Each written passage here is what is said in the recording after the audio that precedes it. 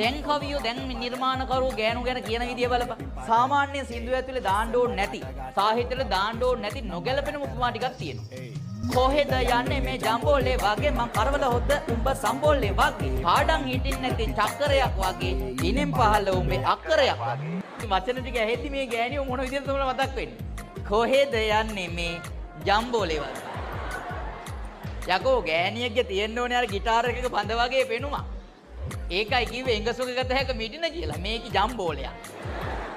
අනිත් එක මිනිහෙක් ජීවිතේට මං කරවල හොද්ද උඹ සම්බෝලේ වගේ. ගඳේ බෑ කරවල හොද්ද. ඊරාසේ පාඩම් හිටින් නැති චක්‍රයක් වගේ. ඉස්කෝලේ ගිහින් ගුටි කාපම්. චක්‍රේ පාඩම් නැහැ. හරි ඒක පැත්තක තියපන්කෝ. ඉනෙන් පහළ අනේ අර තොටගම්මේ හාමුදුරුවෝ කිව්වේ පුතේ රියසක වගේ පුළු ලොකුලක් තියෙනවා කියලා මූ කියනවා. මූට ඕනේ වුණා ඊට වඩා ලොකු එකක් කියන්න. ඉනෙන් පහළ උඹේ අක්කරයක් වගේ. සජි ප්‍රේමදාස් දැක්කනම් උදා ගම්මානයක් හදන. අවුල්ලා අක්කරයක් වගේ.